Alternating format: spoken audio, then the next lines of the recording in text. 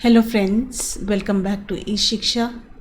Today our topic is again input in Java using BufferedReader class. Before watching this video, I will request you to see my last video, that is input in Java using data input stream class. If you see that video, then this video will be very easy to understand, because more or less the concept remains the same. So here we go. The same thing, you have to import java.io package for entering data using BufferedReader class. Then the class declaration has to be done.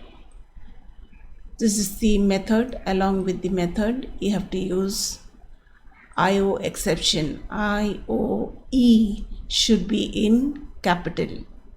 And instead of data input stream class in my last video, as I told you, you have to write buffered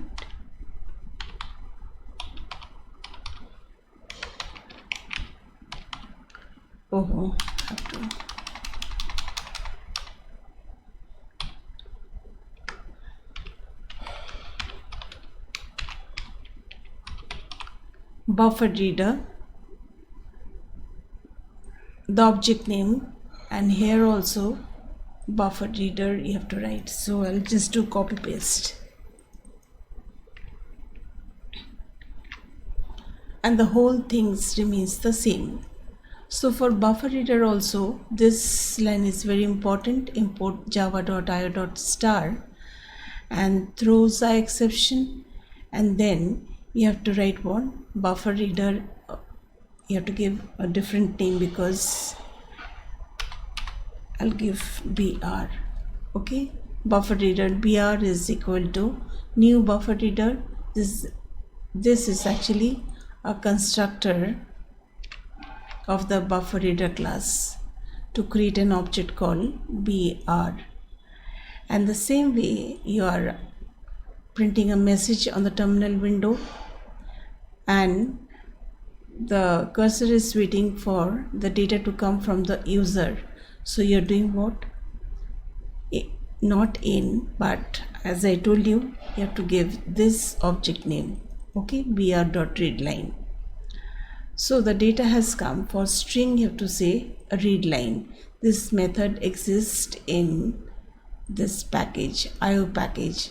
So you have to call this method, readLine method, to enter a string through this object, and whatever you enter that goes in n, then you print n. Then you enter roll number. This message comes on the terminal window. Here also everything comes in string format. You have to convert it into respective data type. For integer, you have to say integer.parseInt, and then it will go in R variable, which is integer type, and then you print the roll number. For class, you want to do what? You want to enter class in Roman numbers. That means you want to enter a string. Here it is showing red line. Why? Because the object name I have to change. BR. Here I have to say BR. Whatever name you give, you have to refer to this. Okay, so the rest remains the same. Now here I'm not printing the class, because I want to print the class and the section together. The section you are asking from the user, that comes in S.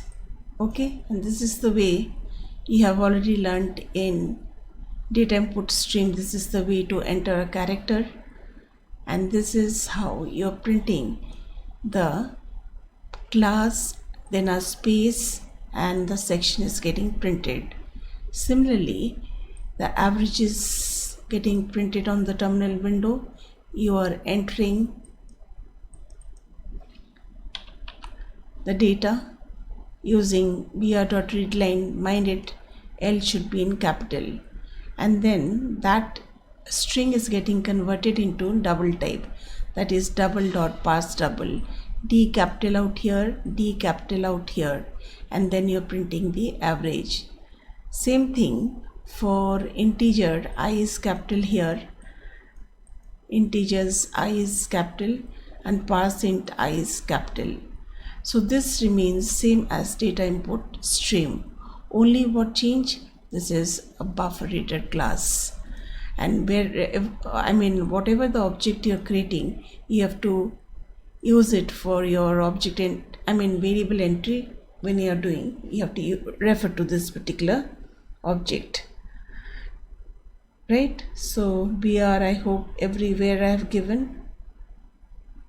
Okay, let me now compile. Go system.in. Oh, BufferedReader BR is equal to new BufferedReader new input stream reader, and then you have to give system.in, one bracket, one parenthesis for this and one parenthesis for this. Okay, now let me compile. No syntax error. Now let me close this and run the program. Enter name.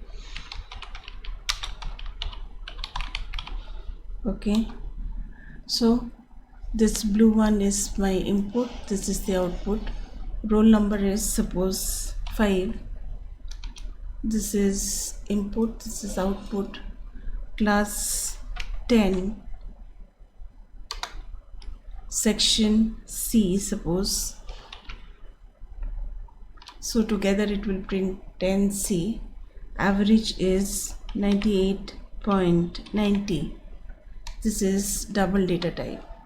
So this is how you enter data using BufferedReader class. I hope all of you have understood input using BufferedReader class. Thank you so much for watching this video. Do like, share and subscribe, because that motivates me to give you some good videos. Do subscribe please. Thank you. Keep learning from E-SHIKSHA.